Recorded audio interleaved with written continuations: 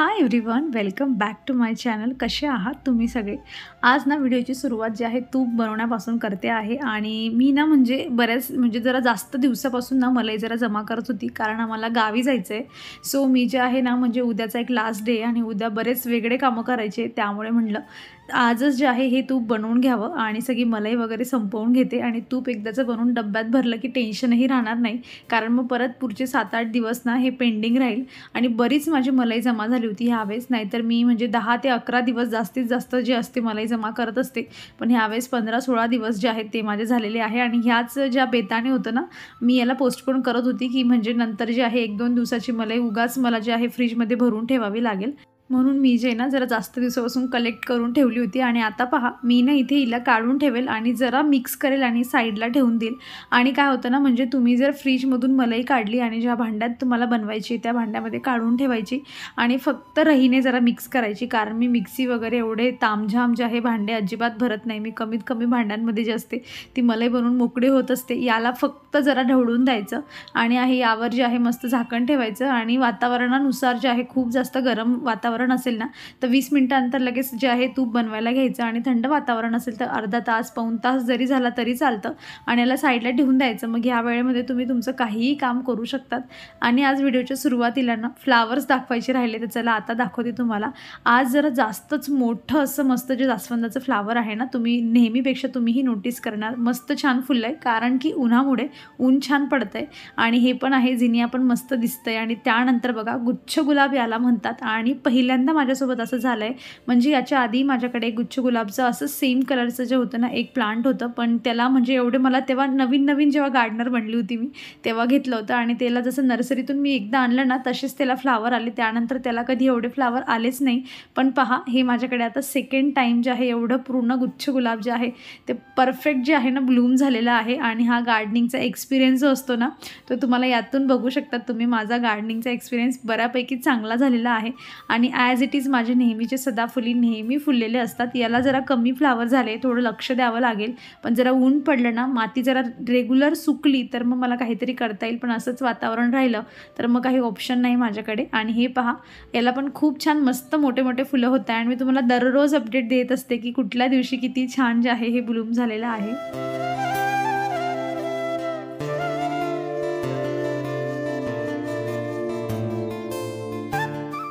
आजच्या व्हिडिओच्या आदला व्हिडिओ जर तुम्ही बघितला ना तर तो माझा क्लिनिंगचा व्हिडिओ आहे. आणि मी 1 तासामध्ये बरंचसं घर क्लीन केलं होतं. त्यामध्ये मी हा एरिया पण थोडा क्लीन केला होता. पण ना म्हटलं चला आता हा ड्रावर जो आहे ना याला जरा बघूयात, हा ट्रे.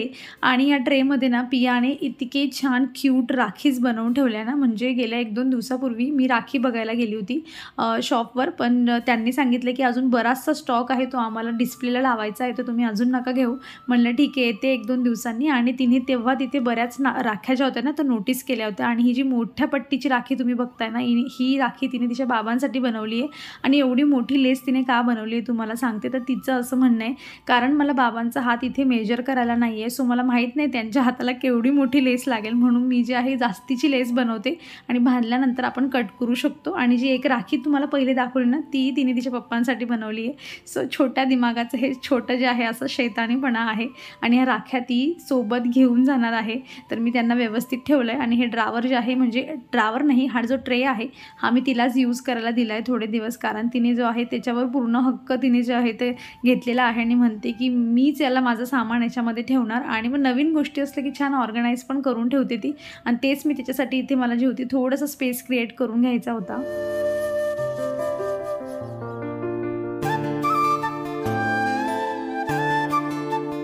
तूप बनवायला ना जरा वेळ होता, म्हटलं जरा थोडं जे आहे कुकिंगचं प्रिपरेशन जरा करून घ्यावं.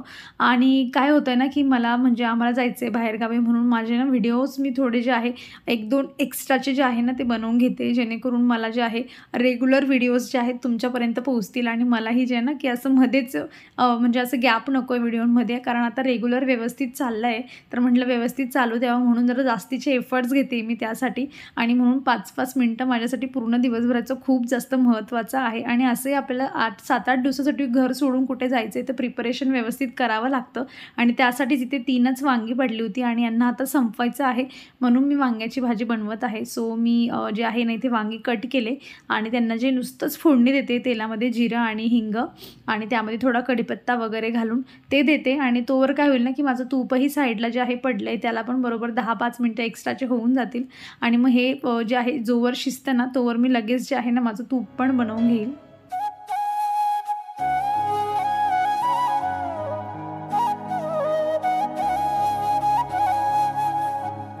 तूप बनवताना तुम्ही जर असा रेस्ट दिला ना त्याला थोडंसं मिक्स करून, खरंच सांगते मी एवढं लवकर तूप बनतं ना. पण मला माहीत नाही कुणीतरी जर माझं हे बघून ट्राय केलं असेल ना तर मला नक्की कमेंट करा की तुम्ही ट्राय केलं आहे आणि तुम्हाला हा जो एक्सपिरियन्स होता लवकर तूप बनण्याचा हा तुम्हाला कसा आला. आणि बघा त्यानंतर मी अगदी थोडंसं मिक्स केलं आणि लगेच त्यामधलं ताक जे असतं ते साईडला होत असतं आणि आता मी इथे गॅसवर पण त्याला चढवलेलं आहे. जेव्हा त्याला असे थोडे बुडबुडे जे असतात ना अशा पद्धतीने यायला लागतात ना तेव्हा त्याला गॅस बंद करायचा. पण मी काय करते ना हे बुडबुडे थोडे जास्त होऊ देते कारण मला जे असतं ना थोडं जे जळलेलं तूप असतं ना मला त्याचा जो स्मेल असतो किंवा ते यूज करायला मला खूप जास्त आवडतं. मस्त त्याचा एक वेगळाच फ्लेवर येत असतो म्हणून मी जरा राहू देते कारण गॅस बंद केल्यानंतर ना पॉट खूप जास्त गरम झालेलं असतं त्यामुळे मग ते अजून जास्त जळत असतं. म्हणून तुम्ही नॉर्मल जेव्हा बुडबुडे असे यायला लागले त्याचा फेस बनायला लागला की लगेच गॅस बंद करायचा आणि इथे गार झाल्यानंतर जे आहे जेवण वगैरे झाल्यानंतर तोवर हे तूप जे होतं मस्त गार झालेलं होतं. याला मी आता छान गाळणीने गाळून घेतलं आणि ह्या काचेच्या बरणीत भरलं. या म्हणजे एका बरणीमध्ये मी 3च वेळा तूप भरते आणि जेव्हा 3 वेळा झालं ना की मग दुसरी बरणी मी घेत असते.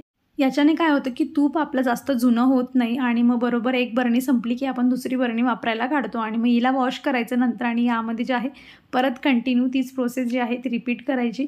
आणि सकाळी फ्लावर्स दाखवताना तुम्हाला गोकर्ण दाखवायचीच राहिली म्हटलं चला दाखवूया. आणि आज 2 असे मोठे मस्त गोकर्ण जे आहेत ना ते इतके छान ब्लूम झाले आहेत आणि त्यातलं एक तर असं वाटतंय जणू हे जे आहे ना गुलाबाचंच फूल वाटतंय ते इतकं मस्त दिसतंय. आणि महत्त्वाचं म्हणजे ना हे जे तुम्ही बघताय ना मी याचं बरेच दिवस म्हणजे मी खूप काळजीपूर्वक म्हणजे मला असं वाटतंय की याची सीड बनावी म्हणजे याची शेंग बनली ना तर मी याचं जे आहे ना म्हणजे परत मी वेल लावू शकते. पण काय होतं आहे की याची सीड बनतच नाही आहे जे असं आपण याला गुच्छ गोकर्ण वगैरे म्हणू शकतो कारण याचे पेटल्स जास्त आहेत. अदरवाईज गोकर्णाला 2-3च पेटल्स असतात पण याचे जास्त पेटल्स आहे सो दिसायला खूप छान दिसतं पण याची सीड काही बनत नाही. आणि जे नॉर्मल गोकर्णाचं फूल असतं ना त्याची लगेच दुसऱ्या दिवसापासून जसं ते कोमेजलं ना की दुसऱ्या दिवशी लगेच त्याची सीड बनायला लागते पण याची काही बनत नाही. मला याचं लॉजिक काही समजत नाही आहे.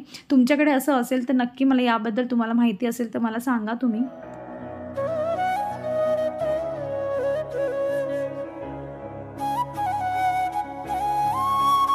गावाला जाण्याची उत्सुकता ना काहीतरी वेगळीच असते आणि त्यामध्ये जर आपण आपल्या घरी जाणार असू तर मग ते तर वेगळीच गोष्ट असते अजून. तर मी ना इथे जी थोडी तयारी होती ना ती सुरुवात केली. पियाने तो खूप दिवसापासून जे आहे जेव्हापासून आम्ही प्लॅन केला तेव्हापासून तिची तयारी सुरू झालेली आहे. पण मी जे आहे आज मनावर घेतलेलं आहे कारण उद्या शेवटचा दिवस आहे आणि मग त्यानंतर काय होईल ना की म्हणजे वेळ नसेल कारण उद्या पॅकिंग वगैरे सगळं करायचं आहे त्यामुळे मला वेळ उरणार नाही. म्हणून जे काही मला इथे कपड्यांना प्रेस वगैरे करून घ्यायची होती ना ते मी आता करून घेते. आणि जुगाड म्हणून मी इथे जो पियाचा स्टडी टेबल होता ना तर तो अशा पद्धतीने यूज करते. ॲक्च्युली काय होतं ना की आता एवढं प्रेस करण्याची मला जास्त गरज पडत नाही कारण पियाचे पप्पा घरीच असतात आणि पियाचं फक्त एक जे आहे स्कूलचा एक युनिफॉर्म असतो तो लगेच तेवढ्यापुरता गरम केली इस्त्री की लगेच तो होऊन जातो त्यामुळे एवढं तामझाम करायची असते ती गरज पडत. पण आता जरा इस्त्री करण्याचा जे आहे वेळ आली म्हणून हा असा जुगाड जो आहे तो मी इथे करून घेतला आहे. आणि इस्त्रीसाठीचा जो टेबल असतो आयर्न स्टँड तो जो आहे मी इथे बनवून घेतला.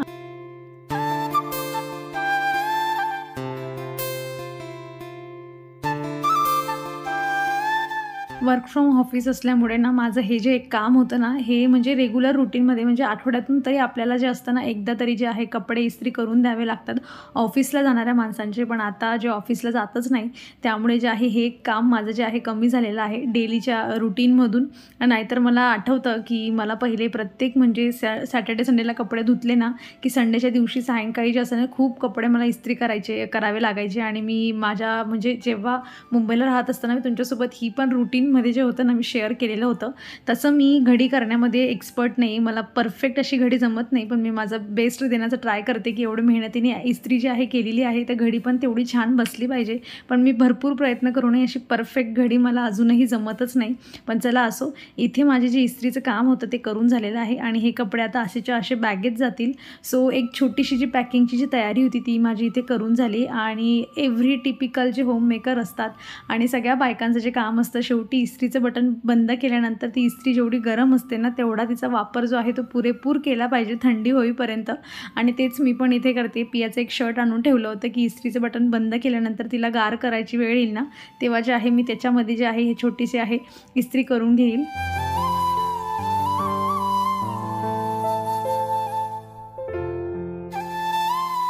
आज सकाळी मी सगळ्यात आधी जे होते ना कपडेच वॉश केलेले होते, म्हणून जरा मस्त आणि ऊनही होतं. महत्त्वाचं म्हणजे आज एकही थेंब पाऊस पडलेला नाही आहे, त्यामुळे सगळे कपडे अगदी सायंकाळपर्यंत जे आहे मस्त असे छान वाढलेले आहेत.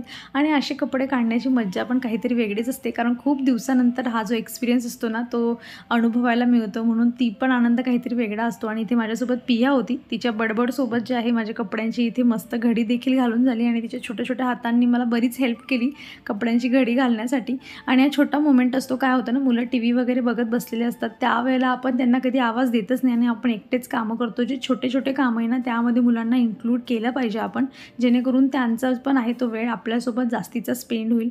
आणि आता पहा, इथे मला एक महत्त्वाचं काम करायचं आहे, ते म्हणजे की आता ऊन पडते आणि जिथे मी हे सीड्स वगैरे ग्रो करायला ठेवलं होतं ना तिथे सकाळचं ऊन येतं आणि ते हळूहळू करत करत ना म्हणजे सीड्सवरून 11 वाजेपर्यंत जे असतं ना हे ऊन जातं. आता मी घरी आहे तर मी जे आहे ना वर तिथे रुमाल वगैरे टाकून देते, जेणेकरून त्यावर डायरेक्ट सनलाईट नको यायला. पण आता जे आहे माझ्याकडे वेळ नसणार आहे, उद्याचाच दिवस आहे आणि मग भाऊ हे सगळं हँडल करू शकणार नाही कारण तोही कॉलेजला जाईल.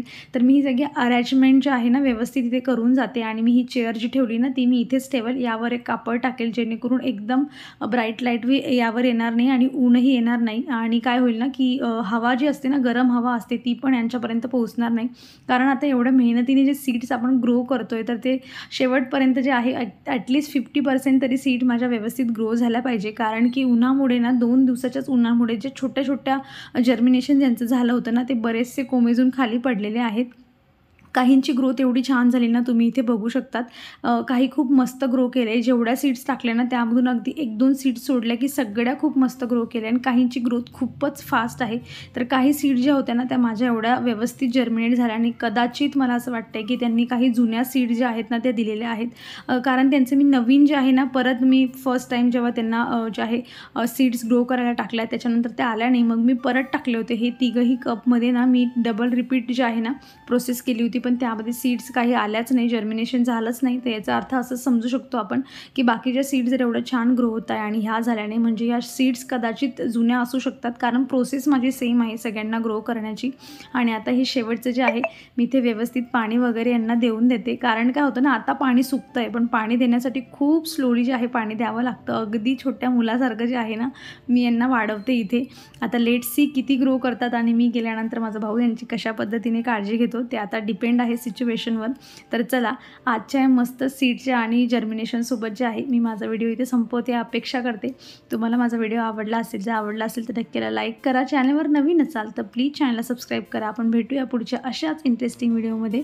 तोवर तुम्ही स्वतःची काळजी घ्या. So take care friends and bye.